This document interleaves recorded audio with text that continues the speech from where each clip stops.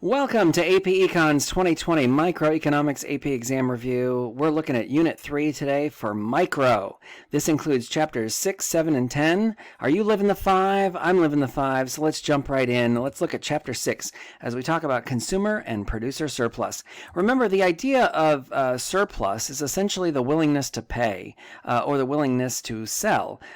Consumer surplus is made up of the consumer's willingness to pay at particular price points and quantities, anything that is below the demand curve but above the price, and the producer surplus is going to be anything above the supply curve but below the price. And we'll take a look at the graph that tells us that in just a second.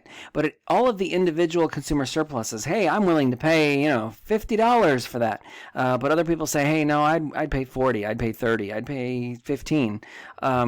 And these make up the consumer surplus. Anything above the price, the equilibrium price, and all the way up to the demand curve essentially becomes that consumer surplus. And that is made up of those individual consumer surpluses that we see here. Now, total consumer surplus is all of those added together.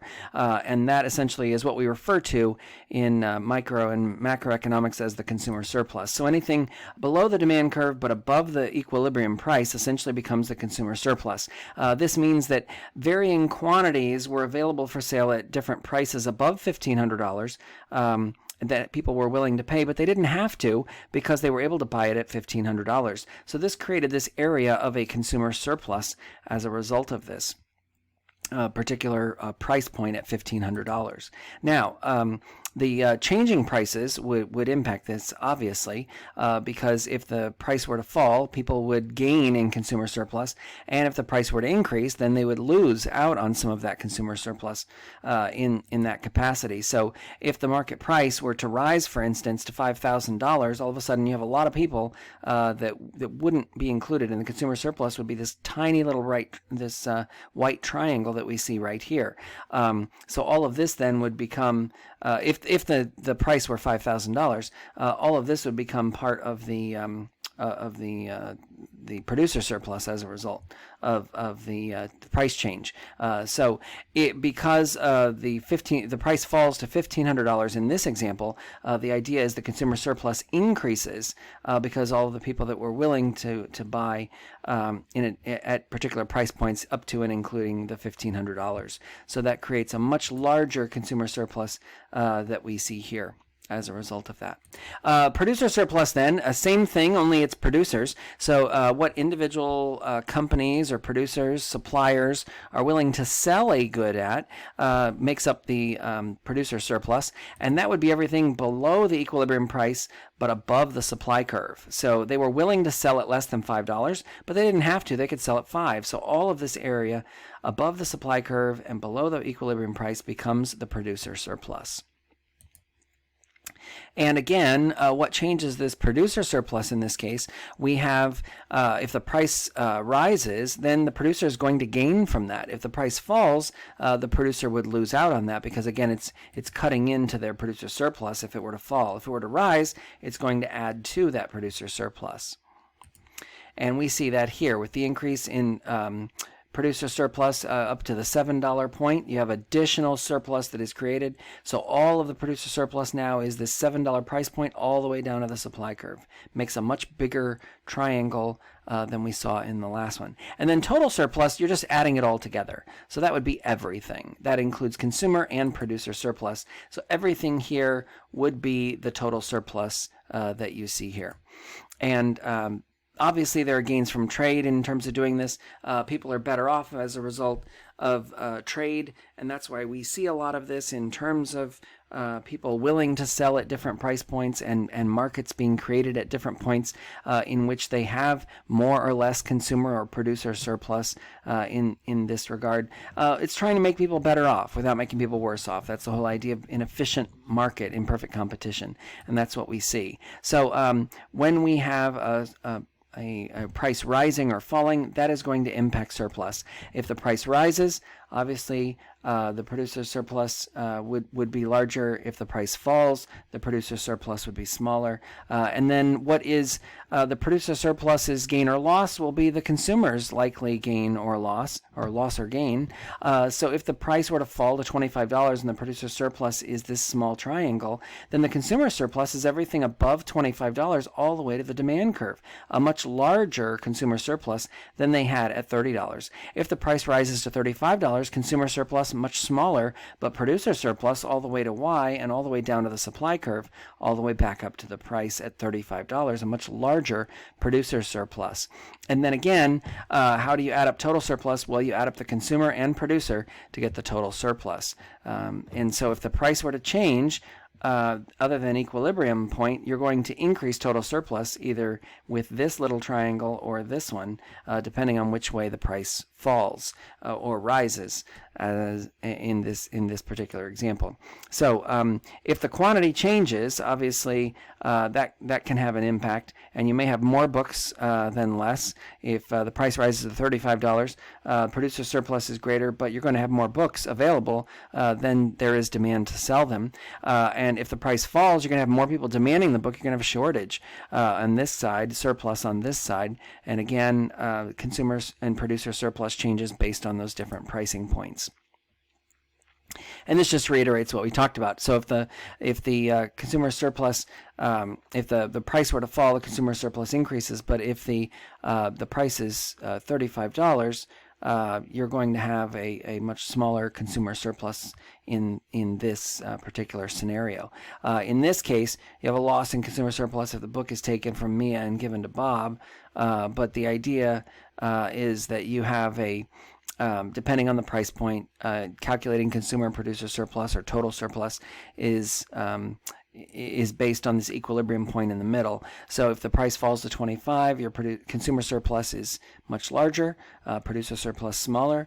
If the price rises to 35, your producer surplus is larger, your consumer surplus is smaller. But either way, total surplus increases by one of these two triangles above and below equilibrium.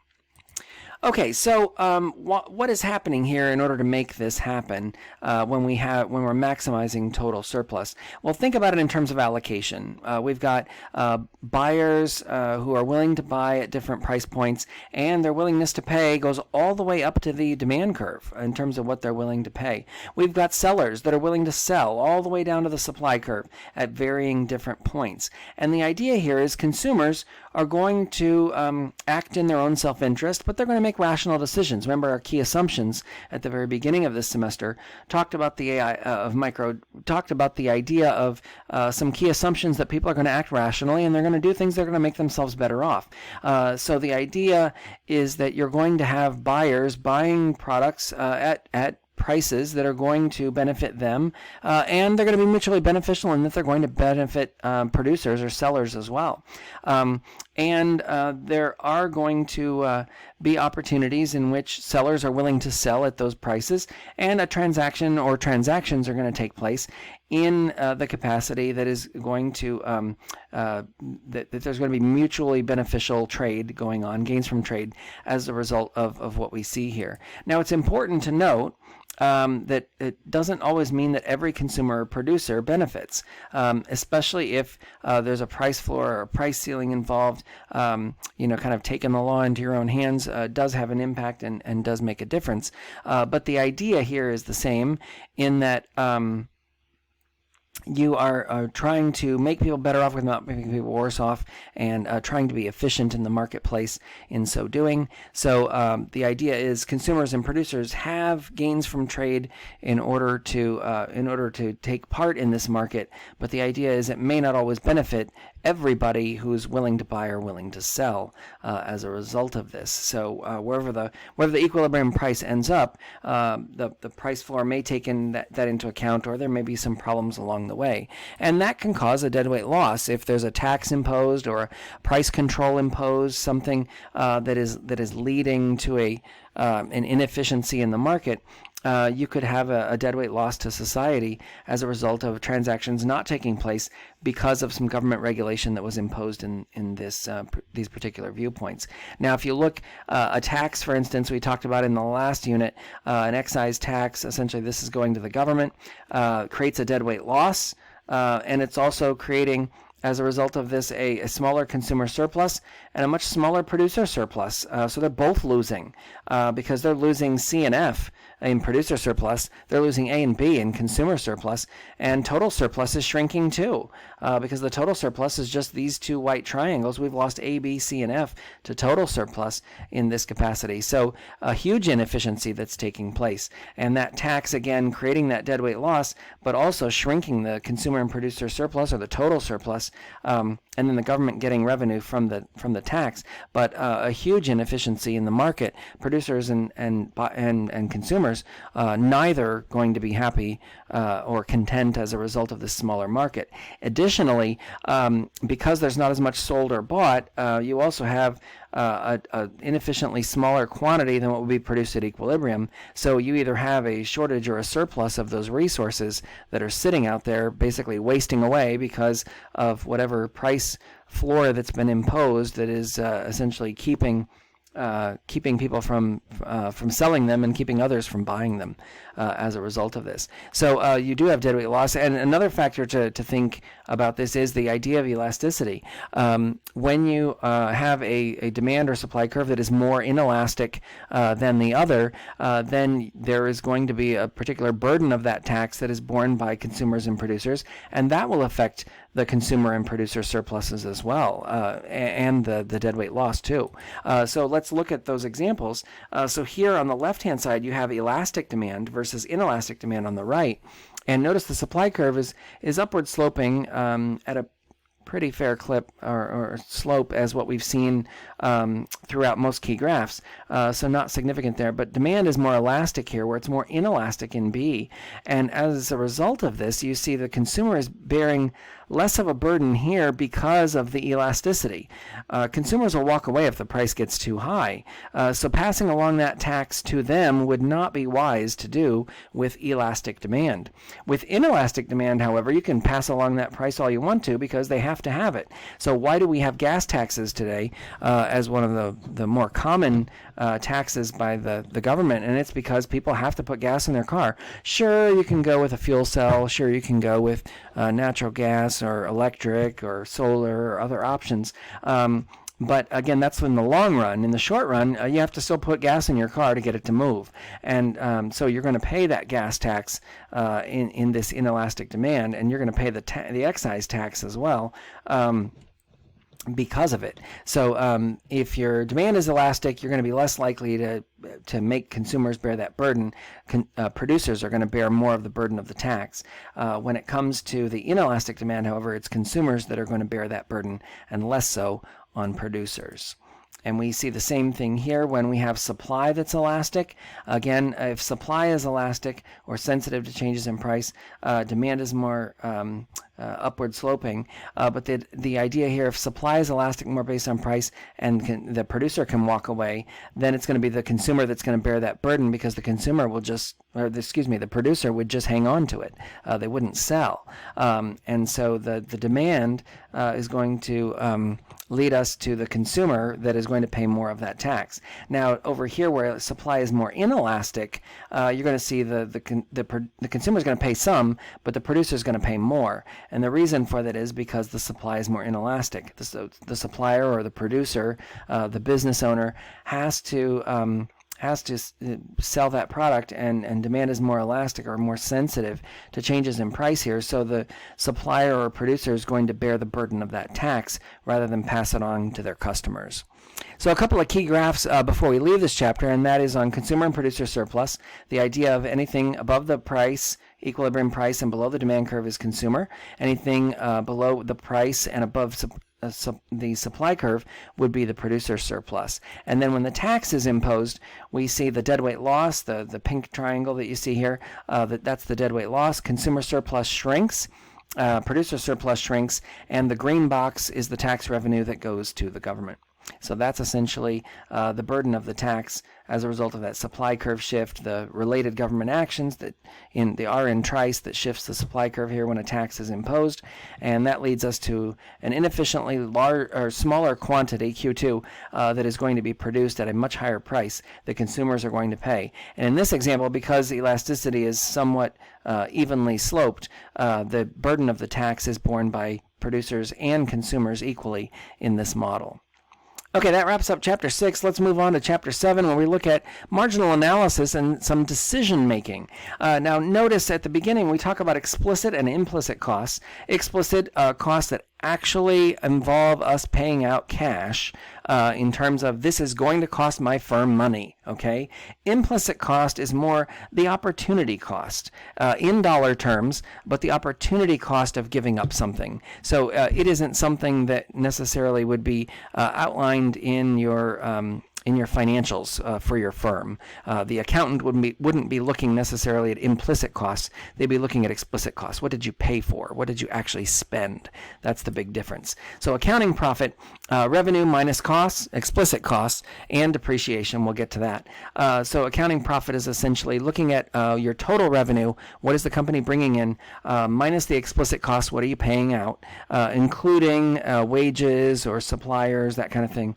And then depreciation on any capital expenses, which is if I buy a new oven for my pizza place, I can't take all of the cost of that off in 1 year. I can only take off a certain amount, and the accounting standards tell me how much of that I can take off each year, and I would include that in my explicit costs. Economic profit, however, is going to be much smaller because it's going to be the business revenue minus the explicit costs and the opportunity costs of resources. So it's always going to be a smaller number, usually negative, because if you take and factor out all of the costs, including the opportunity costs of things I gave up in order to run the business this year, I'm going to end up with probably a number at zero or close to zero or negative. Beyond zero. The accounting profit is always going to be larger because, again, Uncle Sam is only going to take out the real stuff. He's only going to take out the explicit cost in terms of what you end up having to pay in taxes. There's no middle ground in terms of that. Now, capital, as we talked about, is buildings, machinery, other types of goods that are used. Think of them as capital expenditures or CapEx in terms of assets that are used to help grow your business and create products or services that you then use to sell to make money. And so anything that is purchased in that capacity, you can take off on your taxes as explicit costs, but you have to use the depreciation from the accounting model, whatever the accounting standards are. For instance, I mentioned the oven for the pizza place, or a building perhaps. You can't take all of that off as explicit cost in 1 year. You amortize that over time. You basically divvy it up, and you divide by 20 or whatever it is your mortgage.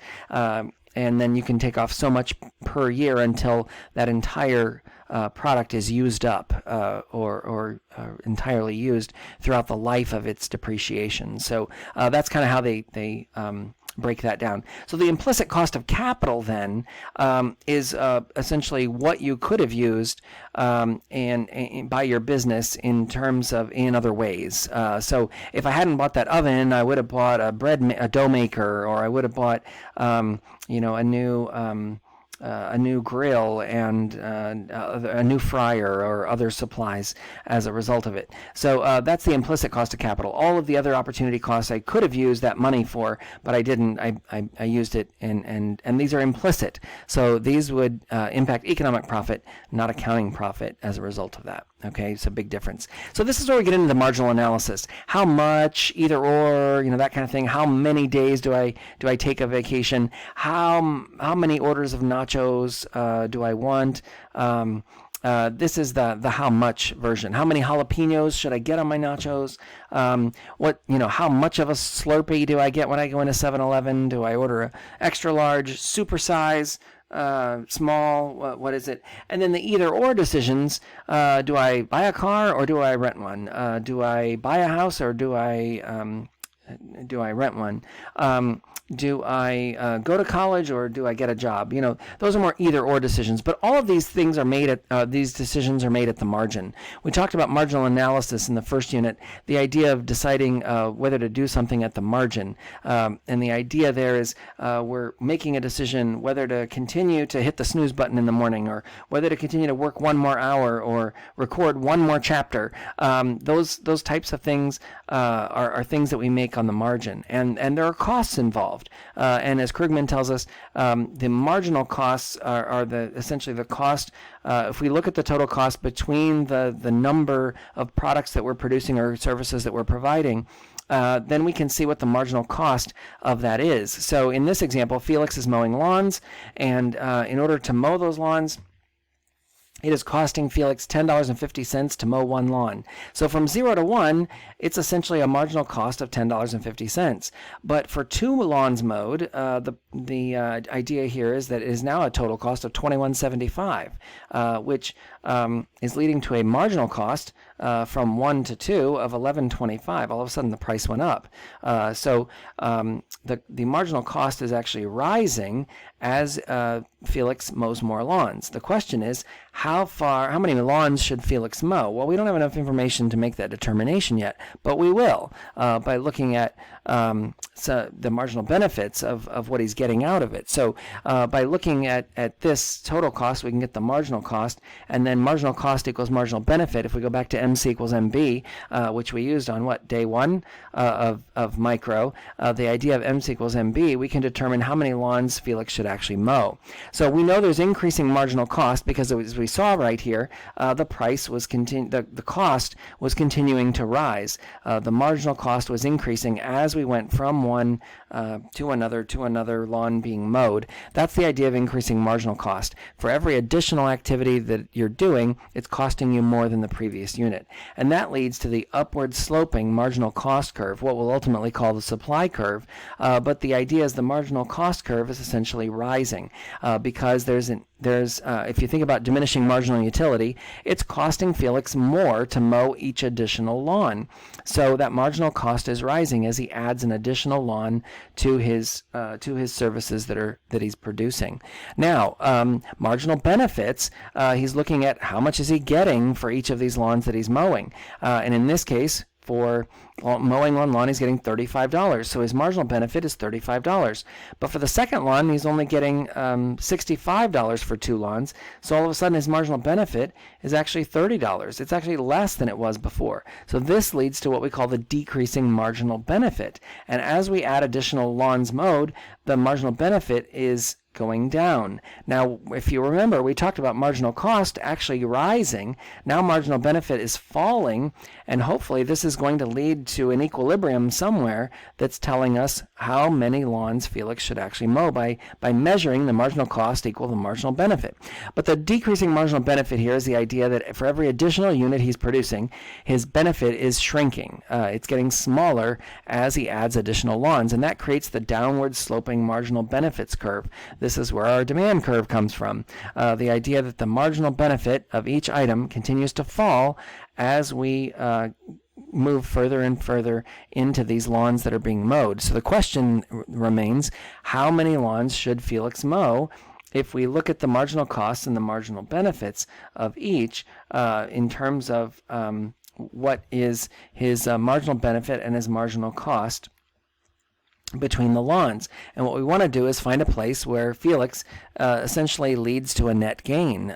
The idea that he is going to continue to produce until his net gain is 0 but not negative.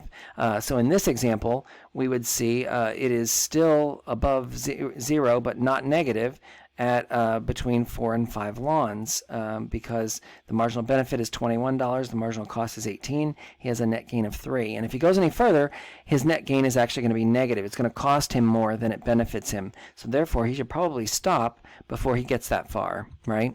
And so what we see here is this marginal analysis is we're looking for MC equals MB. We're looking for that optimal quantity where marginal benefit equals marginal cost. We don't want his product or his services, his costs for those services to exceed the marginal benefit. So when marginal costs continue to rise up to and equal to MB, that's where he should stop. Because if he continues, his marginal cost is going to exceed his marginal benefit, and he's going to lose money in this capacity. So here again is where we see Felix's net gain, and he should stop producing after he's mowed those lawns. So as a result of this, we see 5 lawns is his selling point. His net gain is going to be there and no more.